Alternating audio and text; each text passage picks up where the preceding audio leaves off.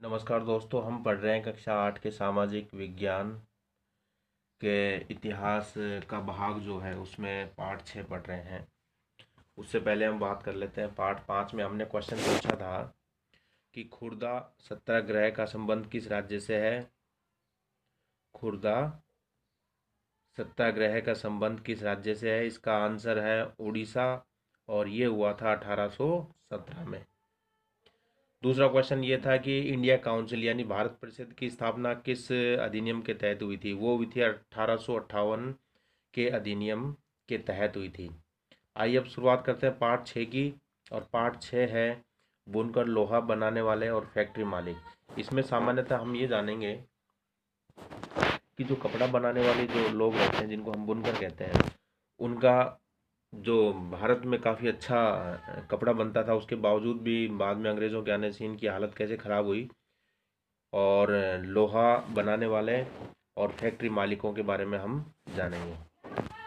देखिए, 1850 के दशक से ब्रिटेन का जो लोहा इस्पात उद्योग पनपने लगा, तो ब्रिटेन दुनिया का कारखाना कहलाने लगा। देखिए, औद्योगिकरण की जो शुरुआत है वो इंग्लैंड में ही हुई थी।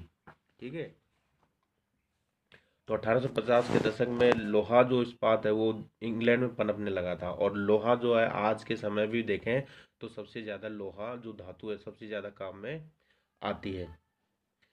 1750 के आसपास भारत का कपड़ा जो उत्पादन जो वो श्रेष्ठ था। दक्षिण पूर्वी एशिया, जिसमें जावा, सुमात्रा, पेनांग और पश्चिम व मध्य एशिया में व्यापार होता था। यानी जो भारत से कपड़ा बनता था वो दक्षिण पूर्वी एशिया के देशों में जाता था। इसके अलावा मध्य और पश्चिम एशिया के देशों में भी जाता था, ईरान, इराक वगैरह देशों में। पटोला, पटोला बुनाई क्या होती है? देखिए, 19वीं सदी में सूरत, अहमदाबाद और पाटन में इसका उत्पादन होता था, इस पटोला बुनाई का। और इसका जो बाजार था वो इंडोनेशिया था। ठीक है, और ये पटोला बुनाई गुजरात में, ये तीनों जगह गुजरात में है, ये जिले हैं वर्तमान में गुजरात के। यूरोप के व्यापारियों, भारत का बारीक कपड़ा, जो यूरोप के व्यापारियों को भारत का बारीक जो सूती कपड़ा है, सबसे पहले इराक में मोसुल शहर है, वहाँ अरब व्यापारियों के पास देखा था। यानी यूरोप के जितने भी व्यापारी थे उन्होंने भारत का जो बारीक सूती कपड़ा था, क्योंकि बाकी देशों में सूती कपड़ा तो बनता था लेकिन बिल्कुल मोटा बनता था, लेकिन बारीक जो सूती कपड़ा है वो भारत में बनता था। और सबसे पहले यूरोप के व्यापारियों ने कहाँ देखा था? इराक के मोसुल शहर में। ठीक है, वहाँ अरब व्यापारी, जो अरब कंट्री के व्यापारी थे, उनके पास देखा। वे इसे मसलिन, मसलिन यानी मलमल कहने लगे थे।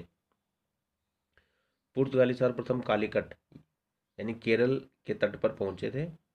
और भारत में जो है 1498 में वास्को डिगामा ने भारत की खोज की थी। भारत की खोज का मतलब है कि भारत के समुद्री रास्ते की खोज की थी। ठीक है, ताकि व्यापार वगैरह आसानी से हो सके। तो वो सबसे पहले कालीकट पहुंचा था, यानी केरल के तट पर पहुंचा था। और वहां से मसालों के साथ सूती कपड़ा भी लेकर गए ये लोग। कालीकट से निकले शब्द को कैलिको कहने लगे, यानी कालीकट से जो उन्होंने कपड़ा वगैरह प्राप्त किया उसको उन्होंने क्या कहा? पुर्तगालियों ने कैलिको। बाद में सभी सूती कपड़ों को कैलिको कहने लगे। देखिए, इस कैलिको कपड़े से संबंधित एक क्वेश्चन 2012 की जो थर्ड ग्रेड की परीक्षा थी, लेवल 2 सामाजिक विज्ञान की, उसमें कैलिको से संबंधित भी एक क्वेश्चन आया था।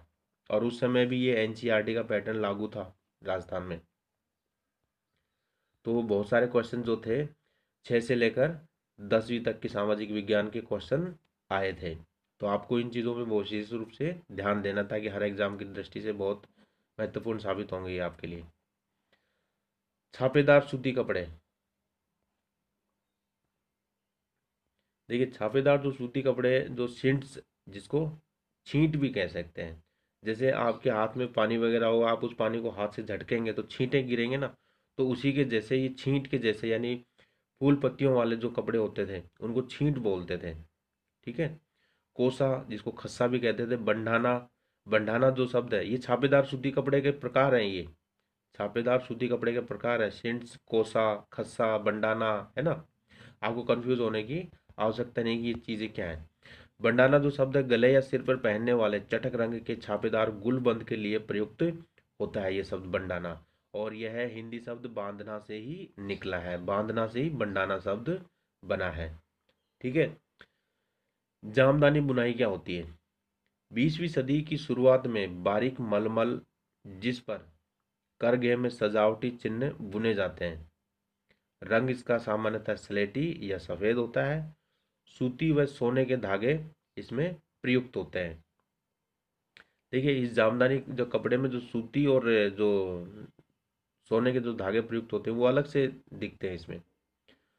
और इसका केंद्र कहाँ कहाँ था? इसका सामान्यतः केंद्र बंगाल के ढाका और उस समय के संयुक्त प्रांत जो लखनऊ है वहाँ इसका केंद्र था जामदानी बुनाई का। तो ये जामदानी भी एक प्रकार की बुनाई है जो कपड़ों पर की जाती है। यूरोपीय बाजारों में भारतीय कपड़ा,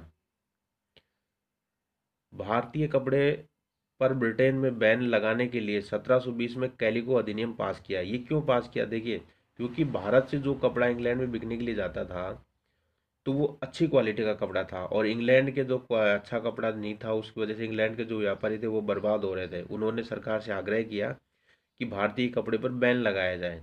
तो उन्होंने भारतीय कपड़े पर इतना टैक्स लगा दिया कि वो कपड़ा इंग्लैंड में बिकने नहीं लगा, और ऐसे अधिनियम बनाए गए कि वो व्यापार नहीं कर सकते थे भारतीय लोग वहाँ जा करके, या भारतीय कपड़े का व्यापार नहीं हो सकता था।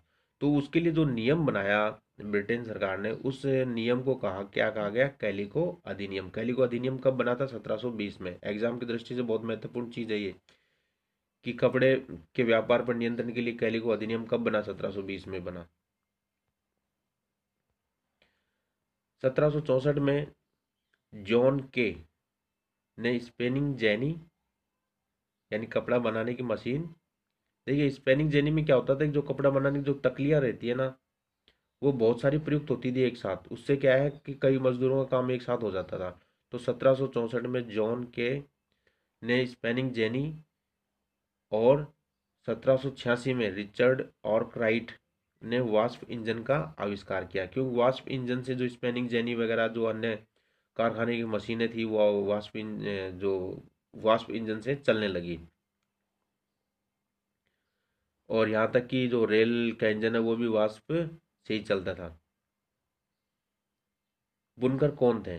देखिए तांती बंगाल के तांती, उत्तर भारत में जुलाहे या मोमीन, दक्षिण भारत के साले, कई कोलार तथा देवांग समुदाय बुनकरी के लिए प्रसिद्ध थे। महिलाएं सूत कातने और पुरुष कपड़ा बुनते थे, और रंगरेज उस धागे को रंगते थे। यानी कपड़ा जो बनता था तो उसको जब कपड़े के लिए जो धागा जो तकली पर जो काटा जाता था धागा, उस धागे को महिलाएं काटती थी, और उस धागे से कपड़ा कौन बुनते थे? पुरुष बुनते थे। ठीक है। और उन धागों को जो रंग लगाते थे वो रंगरेज समुदाय के लोग थे। ये देखिए ये है भारत में प्रमुख कपड़ा उत्पादन केंद्र। आप इससे अंदाज़ा लगा लीजिए कि जो स्टार लगा हुआ है, स्टार का मतलब है कि जो सफ़ेद कपड़ा है। ठीक है। और ये क्रॉस लगा हुआ है, ये चेक और धारीदार कपड़े के उत्पादन केंद्र है। और ये जो वर्ग बना हुआ है ये सिंट्स यानी छींट के कपड़े के लिए, और जो त्रिकोण है त्रिभुज है ये सिल्क के लिए प्रसिद्ध है। ये दक्षिण भारत में देखिए, ये दक्षिण भारत में ये जो पूर्वी तट पर किनारे पर हैं ये जो प्रमुख है मसूलीपट्टनम, पेताबोली, पुलिकट, मद्रास, पांडिचेरी, नागापट्टनम, तंजौर, ये कपड़े के उत्पादन केंद्र हैं। ठीक है। जैसे ये मद्रास जो है, मद्रास सफ़ेद कपड़े के लिए, चेक के लिए और छींट वाले कपड़े के लिए प्रसिद्ध है। इसी प्रकार पांडिचेरी भी कपड़ा उत्पादन केंद्र है। और इधर आप पूर्व में आएंगे तो ढाका, कलकत्ता, ठीक है, ढाका, कलकत्ता, पटना, बनारस, बुरहानपुर एमपी में, मध्य प्रदेश में है, सूरत, ठीक है, कैम्बे, कैम्बे समुद्री तट का किनारा है, अहमदाबाद, ठीक है। और इसके अलावा जयपुर, सांगानेर, आगरा, दिल्ली, ये प्रमुख केंद्र हैं कपड़े उत्पादन के। और जो वर्तमान में पाकिस्तान क्षेत्र में है वो है लाहौर, पंजाब और जम्मू कश्मीर में सरहिंद, समाना, ये प्रमुख उत्पादन केंद्र है कपड़े के। देखिए, अंग्रेजों की नीतियों से भारतीय जो बुनकर थे उनकी इतनी बुरी हालत हो गई कि उनके भूखे मरने की नौबत आ गई।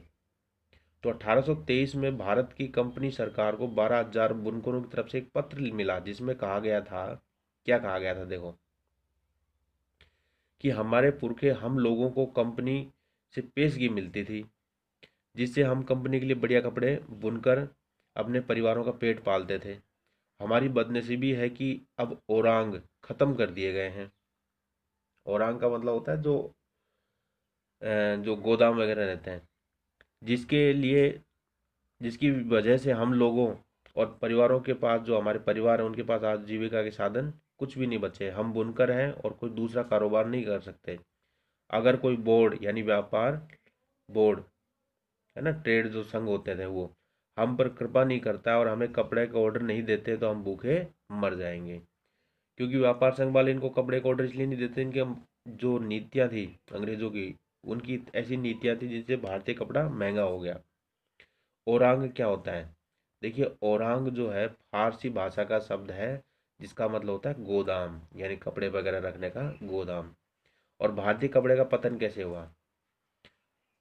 1830 के दशक तक भारतीय बाजार ब्रिटेन सूती कपड़े से पट गए और 1880 तक तो 2/3 कपड़ा तो ब्रिटेन का जो है वो पहने जाने लगा। यानी भारत में कुल कपड़े का 2/3 1880 तक। अब आप समझ लीजिए कि भारत में जो कपड़ा आता था विदेश से, वो कितनी अधिक मात्रा में आता था।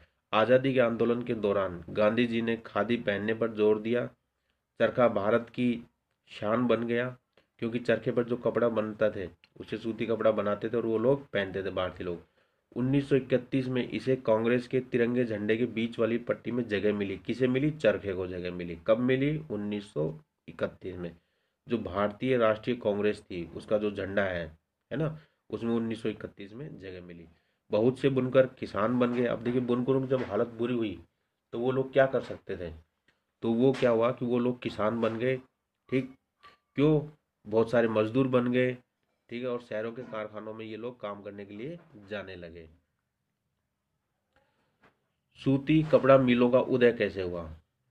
पहली सूती कपड़ा मिल बम्बई में 1854 में 1854 में स्थापित हुई थी। और 1900 तक, सन 1900 तक बम्बई में 84 मिल चालू हो गई थी।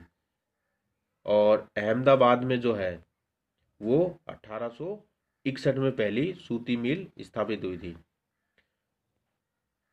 अब है टीपू सुल्तान और वुड्स स्टील। देखिए, टीपू सुल्तान का नाम इसलिए आ रहा है क्योंकि उनकी जो तलवार है, टीपू सुल्तान की तलवार और वुड्स स्टील। देखिए, कुछ वर्ष पहले टीवी पे एक कार्यक्रम आता था, the sword of Tipu Sultan. Tipu Sultan की जो तलवार है उस पर वो आधारित था। यानी वो जो दुश्मनों को उनसे मारते थे, इतनी मजबूत तलवार थी। टीपू सुल्तान ने 1799 तक मैसूर पर शासन किया। अंग्रेजों से 4 लड़ाइयाँ लड़ी। ये हाथ में तलवार लिए लड़ते लड़ते शहीद हो गए थे।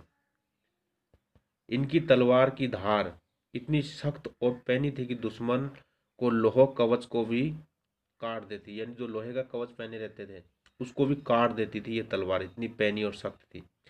तलवार में यह गुण कार्बन की अधिक मात्रा वाली वुड्स नामक स्टील से पैदा हुआ। वुड्स स्टील ये बहुत मजबूत स्टील होता है। सन 1800 में मैसूर की यात्रा करने वाले फ्रांसिस बुकानन ने बताया कि मैसूर में सैकड़ों प्रगलन भट्टियों पर वुड्स स्टील है वो बनाया जाता है। प्रगलन भट्टियाँ यानी जो लोहा गलाने की भट्टियाँ हैं, जो अयस्क को गला करके उसमें लोहा अलग करती है। बिजली व विद्युत चुंबक का आविष्कार करने वाले माइकल फैराडे ने भारतीय वुड्स स्टील की विशेषताओं पर 4 साल यानी 1818 से 1822 तक अध्ययन किया है। तो माइकल फैराडे है ना, उन्होंने ये विद्युत चुंबकीय और बिजली से संबंधित वैज्ञानिक रहे हैं। इस क्षेत्र में इन्होंने काफ़ी काम किया है। तो इन्होंने भी वुड्स स्टील पर काम किया है भारत में 4 वर्ष तक। भारत में लोहा व इस्पात कारखानों का उदय। देखिए भारत में लोहे के जो कारखाने बड़े बड़े वो कैसे उदय हुए। 1904 में अप्रैल महीने में अमेरिकी भूवैज्ञानिक चार्ल्स वेल्ड और जमशेद जी टाटा के बड़े बेटे दोराबजी टाटा ने, ठीक है, छत्तीसगढ़ में अंगरिया समुदाय की मदद से लोहा भंडारों का पता लगाया।